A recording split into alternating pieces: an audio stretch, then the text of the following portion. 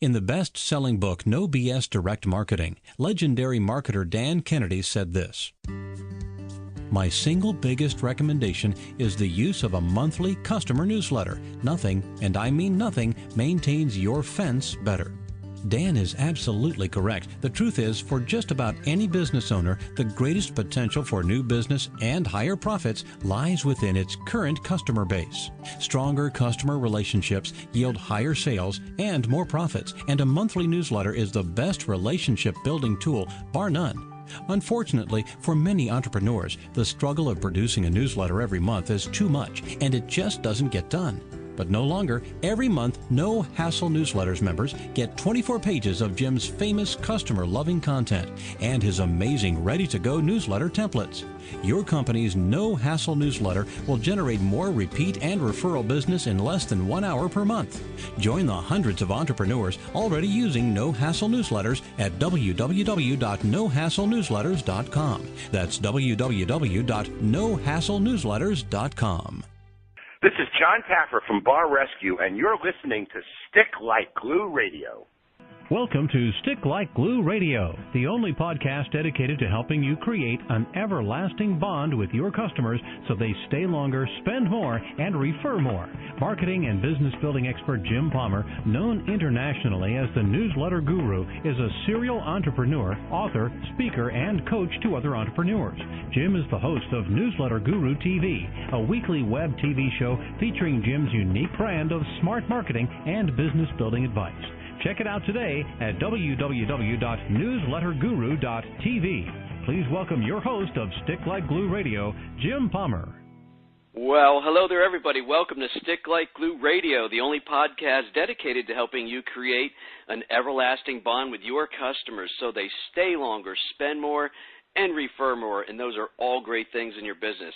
I am Jim Palmer, your host, and I'm committed to helping you build a more profitable business faster. I'm just about jumping out of my seat with excitement about this week's show because my very special guest is none other than Yanik Silver, truly one of the giants of internet marketing, direct response marketing, and just really a great guy. So let me tell you a little bit about Yanik, and we'll bring him onto the program. Yanik Silver has successfully bootstrapped 8 different product and service ideas, hitting the $1 million sales mark from scratch without funding, taking on debt, or even having a real business plan. His story and businesses have been featured in Fox Business News, Time.com, USA Today, Smart Money, MSN Money, Entrepreneur.com, Wired Magazine, The Wall Street Journal, and several other publications and outlets. And Yanik is also the author of several best-selling entrepreneurial books and tools, including Instant Sales Letters, 34 Rules for Maverick Entrepreneurs, and Maverick Startup. He's the founder of the Underground online seminar, 3% Forward, and Maverick 1000, a private group of game-changing entrepreneurs out to change the way business is played. He is passionate about catalyzing and connecting innovative 21st century entrepreneurs to co-create new business breakthroughs, enhance their happiness, and provide greater meaning and impact through their ventures. You know, Yanik leads small groups of high-impact entrepreneurs on re-energizing epic experiences with business icons such as Jesse James, Tony Hsieh, Tony Hawk, Tim Ferriss, and John Paul DeGiorgia, just to name a few. And Yanik likes to have fun and live large. And I think whether he's blasting 80 miles an hour through the Baja, experienced zero gravity flight, flying MiG jets in Russia, going on African safaris, I mean, this guy likes to have fun, which is very, very cool. He hails from Potomac, Maryland, with his wife Missy and 2 mini Mavericks in the making, Zach and Zoe. On the personal side, I'll tell you, Yanik was one of the first 2 people that I first learned about internet marketing from. It was Yanik and actually the late Corey Rudel were the first 2 programs that I bought. And he's just a really great guy. I've been to 3 of his events, and I can tell you that he really cares about helping entrepreneurs. And one of the great things about his events is that he puts people on stage that you've probably never heard of, but that are really killing it and doing great business, and that's who you really want to hear from. Yanik, thank you so much for being my special guest this week. Thanks, Jim. I appreciate it. I guess you gave you the long bio version. I got the long bio. I almost got winded there, but we got through it. You and I spoke real briefly before we got on, and this is the 10th anniversary of your underground event, and I think they're so fun because they're always themed, and you have a great time on stage, and you have such an easygoing demeanor. And one of the things I really appreciate about going to your events is that you do put on, as I said, really entrepreneurs that aren't big names that nobody's heard of, but that are really just doing great work, and I think kind of flying under the radar, as I think you said. How did you originally come up with the idea for that? Yeah, well, it's actually a pretty good marketing business lesson there. Is I always tell people, one of the Maverick rules is to actually go the opposite direction. And so, 10 years ago or so, I'm sitting around in a bar with one of my buddies, and he had just got back from an internet marketing conference, and he's like, that whole thing was just a big pitch fest. The only people up on stage were showing how to get rich on the internet, and the only thing they've ever done is sold their own how to get rich on the internet stuff. He's like, this is just a crock. He's like, a lot of people, Yanik. Why don't you just put on something where we can actually hear from real people? He's like, I'll be one of your first speakers, and he was in the golf business at that point. And I'm like, okay, we can do that. And literally in the back of a Delta boarding stub is where we came up with that idea for the underground. And that was the whole idea, going the opposite direction. So putting on not these polished speakers, but get guys and gals who are just really doing it. And then I'm always into an experience, so we decided to theme it, like you said, and every year is a little different theme. Usually it's a different spy theme. I mean, we've done everything from Austin Powers to Mission Profitable with celebrity guests from Mission Impossible. And then, we had Mini-Me before from Austin Powers, and so we keep it really fun, interesting, so I think that's the way people learn and engage and connect together. Absolutely. I was at the event where on your stage it looked like people were coming up from an elevator. I swear I fell for that the first time. Somebody rose up from their knees. I thought, my God, he's got an elevator up there. That was pretty good. Yeah, we pay a lot for stage design because I think it helps to not just have, a big banner behind the stage and a few uplights. I think it really sets the tone for the event. So, we spend tens of thousands of dollars just on stage design. Well, why don't you go ahead and give the URL for Underground 2014, which is coming up. Yeah, so it's just undergroundx.com. So underground and the letter x.com as far as X for, the 10th year. And, we're hoping to make it our biggest event yet. And the coolest thing is that not just the people up on stage, but 50-60% of the audience are doing 6, 7, 8, 9 figures online. So, it really is the place to be.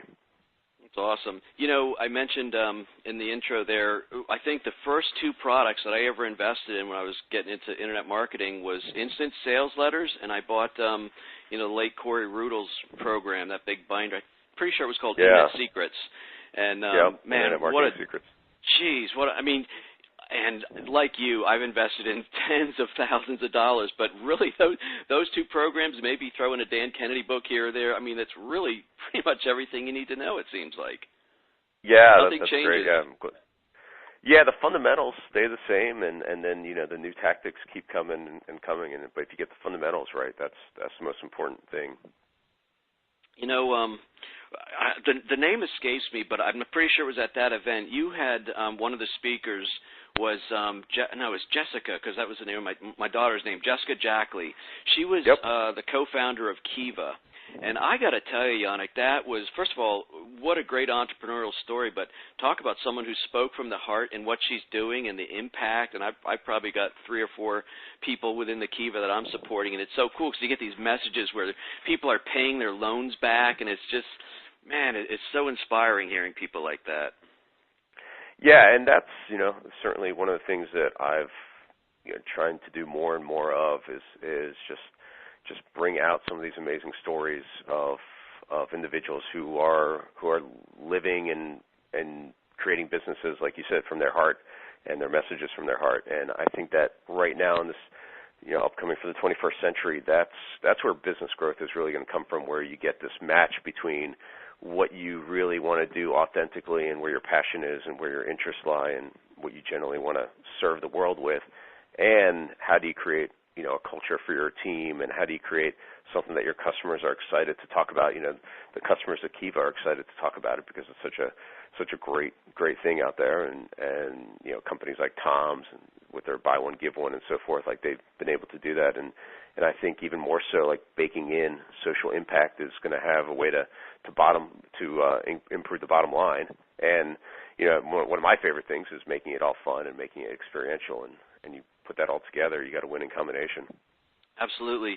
I want to ask you about your 3% forward challenge, but instant sales letters, I mean, I kind of know the story pretty well. I'm not just hearing you a number of times, but a lot of the people that are in my community are kind of new entrepreneurs. Can you share how that whole thing came about? Because that was really pretty much your start into the internet marketing space, wasn't it? It was it was my start in the online space, and it's still a fun story to tell. It's this is late '99, and I didn't have an email address or anything like that, and I had been looking around. I knew about the internet at that point, but it wasn't anything that was really on my radar as far as that it could be something really good, because the only people I really saw doing anything on there were a lot of porn sites, a lot of get-rich-quick kind of scams going on. But it was kind of in that 99 point when I started seeing this transition and tipping point of it was really starting to get used for legitimate commerce. And so I posed a question to myself, and I'm a big believer in your questions dictate your answers. And so the question was something to the effect of, how do I create a fully automatic website that is incredible value for people, and it's not just an ebook, and it's something that would provide a 10x to 100x value in return. And so I literally woke up at 3 o'clock in the morning, early January morning, and instead of going back to bed, I jumped out of bed, registered the domain name Instant Sales Letters, and kind of got to work on these fill-in-the-blank sales letter templates. And so that's another lesson right there for people is, if you can provide, everyone's heard this saying of, if you hand the man a fish, you feed him for a day, but if you teach a man a fish, you feed him for life. Well, I don't know if I can cuss on your program, Jim, but that's BS. That's people, what they want is they want the fish handed to them, and the closer you can get to that, the better. And that's why that took off, and that became my first $1 million plus product in total gross sales. And within a couple months, it was on track to do 6 figures, and it was great. I mean, you literally woke up and seeing orders in your inbox. I mean, it's like kind of it feels almost like an infomercial kind of dream situation, but it was true, and it's because of that fish product, as I call them. And then from that, people were like, well, how did you do that? And maybe you can teach me how to do the same thing, which turned into another sort of career in the internet marketing space, as you mentioned. That was awesome, and it's those 3 a.m. inspiring times that I like, because that's really where I'm most creative also. And that whole thing about money coming into your email. Yeah. The first thing I did, of course, like everybody, I wrote an ebook, and I sold it for $47. And then I think it was in 2006 or 7. I met Allie Brown at an event, and she said, I want to interview you, because she was kind of e-zines and I'm more print newsletters. And so on the pre-call, she said, do you want to pitch anything? And I almost didn't even know what to pitch. And I said, well, I got this ebook for $47. She says, well, we're going to promote your ebook, but you got to raise the price to $97. I was scared to death. Who's going to buy it for $97? Sure, she goes, Jim, if you raise it for $97, I'll put you on my show. Otherwise, sayonara, almost something like that. And we just it sold even more, Yanik. It was such a blessing and an education for me. It was pretty fun. But, yeah, pricing is such an interesting thing, right? Because there's a psychology to price. It's like, no one's going to buy a Ferrari for I don't know, $5,000. And they're going to be like, well, what the hell is wrong with this thing? And so pricing has a definite psychological factor for people. And I had a very similar experience happen with one of my friends. He had almost a metaphysical self-development book called The Power Pause, and it didn't sell that well until he raised it to $97, which is kind of funny. Yep. I'm not getting any of my questions up, but I love the conversation we're having. You know, I'm going to ask you 3% forward challenge, I promise. But okay. You know, one of the things you did for me, I'm going to share this with everybody because, you know, I've been doing videos now. I'm into my 5th year of doing weekly videos, never missed a week. And one of the things people like is that I'm very authentic and I'm just kind of, oh, shucks, whatever. But I remember there was a picture of you, and I don't know if it was 2007 or 8 or somewhere along there. You shared a picture of you falling through the attic. Like, I think your feet were hanging down. There was insulation. Do you remember that? Yeah, I remember.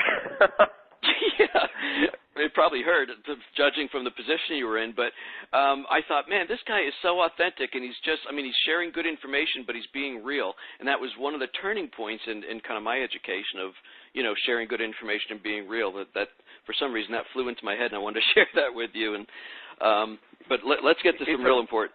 Go ahead. Well, no, I mean, that's a really great point because I bet you have people that bond with you over the stuff that you share, the personal details about your life, or things that you're willing to, you know, maybe be vulnerable on, or the things that are like one of my friends, this guy who's the CEO of Just for Laughs, he calls them Velcro points. And so in his book, he's got a great book called like POW, Right Between the Eyes, about how to surprise people. And he talks about, in the beginning, these Velcro points, and he wrote like 10 things. I forgot what they were, but one of them was that he plays hockey, and another one was, you know, something else. And so I didn't know him from before, but I reached out to him, so I'm a hockey player. I'm like, hey, you know, Andy, I play hockey. I'd love to interview you. You know, I love your book, blah, blah, blah. And we bonded over those kind of things. And the attic, like falling out of my attic and sharing that, I call that the good, bad, and the ugly, and that's probably one of the ugly, is people bond with other people about those things. And it's really powerful in this day and age of even more transparency, is not just trying to put a spin on things and trying to look like you got everything all together, because people will bond more with you on the things that make you more human. Yeah, so my first attempt at being authentic was, I like to shoot videos. I just don't want to hold that flip camera up your right arm and, you know, people look up your nose. So I tried to be a little bit entertaining. And one of the things I do is I kayak all the time. So I have a little tripod in my kayak, and I'd be out there paddling, sharing a message. Well, one morning, this is only like 3 months into me doing it, I'm still trying to be, I think, professional, Jim, and just share some good business information. Right. And but getting into my kayak, and this was like an early spring, so getting into my kayak, I slipped on some green mossy stuff, and I fell in the water. And I kept my camera dry, and so I've started sharing the message, Yanik, and the voice in my head said, tell him what happened. And so I shared, hey, getting in my kayak, I'm cold, I'm shivering, but the show must go on. I got at least a dozen emails. Oh, my God, did anybody film that? We would have loved to have seen that. And I always generate stuff based on being either kind of goofy or just being myself instead of the great business wisdom that I dispense. It's kind of interesting. Yeah, it's powerful. So, all right, let's get to some good stuff. Not that this isn't good stuff. What is what is 3% forward challenge? So 3% forward is something that I created maybe a year and a half ago or so, and the idea is to have entrepreneurs pledge 3% of their time to any cause that they believe in. And so whether it's micro-volunteering for a week, so 3% of their time, let's say you work 40 hours a week, roughly turns into about an hour, 20 minutes a week, that I think that entrepreneurs can change the world. And one of the ways that we can do it is harnessing the entrepreneurial brain power and putting it to work for causes that we believe in. So there's a bunch of micro-volunteering sites and places that you could actually volunteer online with your skill set and expertise. And we have about 30-some of those listed once people get on the back of this 3percentforward.org site. And it's just it's an honor pledge. There's nothing to it. We don't spam you afterwards. It's really just a way of getting entrepreneurs to get some credit for everything that they do already. And most entrepreneurs I know are already giving forward in some way or creating impact. And so this is just another way of getting credit for it. I think that's awesome. And you know, I learned about a year and a half ago. Well, actually, I'm on my 4th year of being on this board for a nonprofit that rehabs homes for low-income people. And I don't know if you've ever been on a board. They're very corporate, and it's like oil and water. You know, I'm at a board meeting, and we're taking 20 minutes to decide if a comma should be after this word. And I'm like, man, I could start a business. Time we're doing this stuff. But yet I'm there because they need my help with marketing and stuff like that. And it is all about giving back. And and that is where I truly believe, well, first of all, for my personal faith, but when you give, you're going to get back even multiples of what you give. But it's getting people to initially start giving back. And you're right. It's not just money. It's time. I mean, we're supposed to give our time and serve others, and not just write checks. Yeah, so I'll challenge you on something, Jim, you mentioned, and this is a common thing that I hear a lot from entrepreneurs and other people, is giving back. And so I have a whole blog post all about giving back, or why I stopped saying the words giving back. And I initially started as a copywriter, so words are pretty important to me. And to me, when we say and tell others, giving back, it implies guilt in some way that we've taken. And as entrepreneurs, I firmly believe that we're value creators. That's the only way that we get rewarded and paid, by creating excess value of what we provide to others. So that's why I like creating impact, or even giving forward, which I don't like as much, but creating impact to me, or creating ripples is what we try and use inside our companies. Yeah, you're right. I mean, words are really, really important. So how does giving actually help a company's bottom line? That's a great question.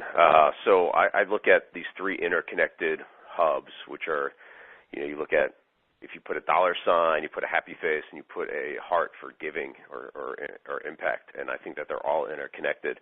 So just as you mentioned, the more you give, the more you receive, and a lot of times it happens in kind of unusual ways. It's not like if you're trying to keep a score sheet, it doesn't work that way.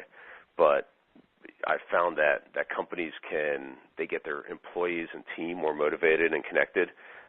Like one of our new Maverick 1000 members, this guy Joe McClinsky, he has a book called Grow Regardless, and one of the things that they do and teach companies is essentially once a month or once a quarter to get them out and go and volunteer or create a joint project together where they're all giving, and it actually bonds the team together. It gets them more engaged in a bigger mission than something bigger than just themselves, and so that's one way.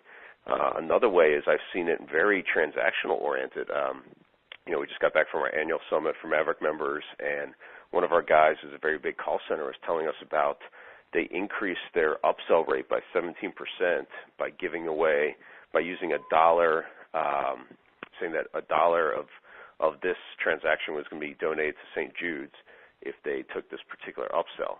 And so 17% bump in upsell rate is significant when you're talking about thousands and thousands of phone calls and transactions. And so I've seen it in a lot of ways like that, where I've seen even split tests on websites where it says, we donate X amount to these particular charities, and that has increased by 10% or more their conversion rate. So, it can be very transactional. It can be a little bit more esoteric maybe on the team building side of things, but it all comes back to the bottom line, is my opinion. Absolutely. I want to ask you a few things about your 34 rules for Maverick entrepreneurs, which is a great book, by the way. Rule number 3, I think a lot of people are challenged. It's you must charge a premium price so you have a large margin to provide extraordinary value and experience. And I know a lot of entrepreneurs struggle with price, as I struggled with the price of my very first ebook. Why is this law so important? It's really powerful, because if you believe, like I do, that the experience is what counts right now, and that's how you're going to be able to create loyal customers and even zealots, then they need to deliver and over-deliver. And the only way we can really over-deliver is we have a big enough margin to be able to do that. So to provide unexpected free gifts and surprises, to just really wow your customers. And then the other thing is that I've found, it's kind of interesting, so I used to have an Aston Martin, and so I'd take the Aston in for service, and they give you a free loaner, and they're supposed to give you, Mercedes. It's connected to the Mercedes dealership. They wouldn't have an Aston loaner for you, so there's not that many of them around, but you're supposed to get a Mercedes. And so the one day I come in, and the guy's like, well, we don't have that. We got a minivan for you. I'm like, that's fine, I'll take it. And he's like, that's the great thing I love about most Aston customers is like they don't care about what they drive out of here with. He's like, I get the customers that have bought, I forgot what class Mercedes it was, but the lowest class that they were selling. And he's like, they have a connection if they don't drive out in the Mercedes. And so, you typically get better customers too when you charge a premium. And it sounds almost counterintuitive, but that's the way it works. And so price has a way of sifting and sorting who you want to work with. And if you're scared about this as a business owner, there's no reason that you can't just have a premium and a basic version of what you got. So, keep your prices the same if you're a little bit scared that you're going to lose some of your customers, but put out a premium version of what you got, a gold or platinum or whatever you want to call it. And I think you'll be pretty surprised at what happens and how much it affects your margin. And if you do some back-of-the-napkin math on it, it's really powerful when you start raising your price. Absolutely, just having the premium package makes it easier for people to go for your middle package, which more likely is going to be in your head your premium package anyway. Yeah, exactly. Yeah, I mean, you can use psychology in your favor and create a package that is like that anchor pricing that almost like a red herring sometimes. But some people will take it, some people won't. But it makes the other packages look less expensive by comparison. Yeah. So the last question I have, and Rule 30 in your book, Yanik, I think is really important because, entrepreneurs are always in go mode, and that rule says celebrate your victories. It's too easy to simply move on to the next goal without acknowledging or appreciating the win. Talk about that one. That's one that I've continually worked on, and the reason I put it in there is that when you write something down, then you really want to make sure that you walk your own talk. And so most entrepreneurs are so future-focused and thinking about what's next that we don't take the time to stop and appreciate the wins. And so I like to do that on a daily basis if possible.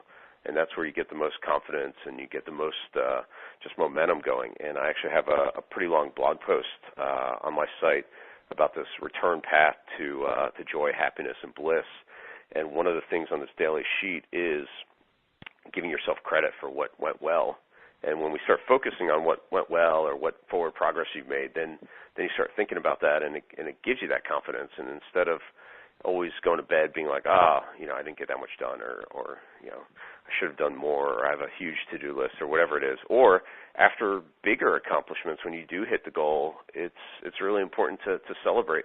I forgot where I heard this from. I'd give them credit, but I heard that I like the definition of celebration is an outward expression of gratitude. So typically gratitude is an inner appreciation, but a celebration is an outward expression of that gratitude, and I like that. I like that too. That's really powerful. And I'm guilty like everybody else, man. I am just driving from dawn until dusk, it seems like, and you score a new client, you go yes, and next thing you know you're back doing something else, and that's not what I advise as a coach, but it's hard to take your own advice sometimes. Yeah. So you do have a great blog. So where can people learn more about you? Is that the same website? Or? That one, yeah. It's actually my newest blog. It's just at my name, yaniksilver.com. So YANIK silver.com, and I kind of write about some more personal stuff, a little bit. Maybe even a little bit more vulnerable than it's not even. I don't even know if there's any business-related stuff on there. There might be now, but it's more life-type stuff. And then business-related stuff is at maverickmba.com. Maverick MBA. And what's the URL one more time for your underground event? Underground X. Underground X. And take it from a three-timer, folks. You want to go to one of Yanik's or multiple Yanik underground events. They're very, very good at that. Yanik, is there anything I should have asked you or anything else you want to share before we sign off? Not really. It's just this very exciting moment right now in history that there's like this convergence going on of being able to not even necessarily, if you got a full-time gig, that you don't have to leave your full-time job to try something new, or if you have ideas or you got, you already have an existing business to help multiply it. But there's so many tools out there, so many ways of leveraging your message that it's just this really exciting moment, and I hope people take advantage of it and don't feel like you missed out on the boat of that you should have done it 5 years ago or 6 years ago or whatever the case is. It's the time really is now to create that business that you absolutely love and enjoy. Yeah, and I'm not sure if you're aware about my latest book, which is about 60 days out now. Well, it's been out 60 days. It's called Stop Waiting for It to Get Easier. Create Your Dream Business Now. And I love it. That's great. Yeah. Oh, by the way, I'm so excited. I got Kevin Harrington from the Shark Tank to write the foreword, which was just a whole nother story in itself, but really very good cool. For you. But, it was like last April, and, I do a lot of interviews like you're doing. I'm on the other side of the mic and also coaching. I kept hearing, well, Jim, when should people start a business? I mean, it's kind of tough out there, and when should I launch my new product? And literally in about 3 days' time, I must have said at least a dozen times, I think they should take action now. I think people should stop waiting for it to get easier. And when that came out of my mouth, I wrote it down and said, man, that's a great book title, and I decided to write the book. So I think it's just about being in action. That's what's most important there. Yeah, absolutely. And there's never going to be a perfect time. There's never going to be, it's too easy to be like, well, I'll wait till the kids leave, or I'll wait till, whatever, we don't have a mortgage, or I'll wait till, the economy is better. But there is no perfect time, and you're going to learn so much more by being in action, like you said, or just doing something to get going. Absolutely. Well, thank you so much for being my guest. You've been a major influence in my life and especially my online world, and I just think you're a real classy guy, and I very much appreciate your time today. Thanks, Jim. I appreciate it. All right, folks. Hey, that wraps up this very special episode of Stick Like Glue Radio with the super talented Yanik Silver. Stick Like Glue Radio is the only podcast dedicated to helping you create an everlasting bond with your customers so they stay longer, spend more, and refer more. I am your host, Jim Palmer. I'm committed to helping you build a more profitable business faster. Watch for another great episode of Stick Like Glue Radio next week. Until then, keep taking action, keep moving forward, and don't ever, ever, ever give up. Hey, now go out there and do something nice for somebody today. Take care, everybody. You've been listening to Stick Like Glue Radio, the only podcast dedicated to helping you create an everlasting bond with your customers so they stay longer, spend more, and refer more. Stick Like Glue Radio features Jim Palmer's unique brand of smart marketing and business building advice for action-oriented entrepreneurs. To make sure you don't miss a single profit-boosting show, subscribe to this podcast at www.getjimpalmer.com.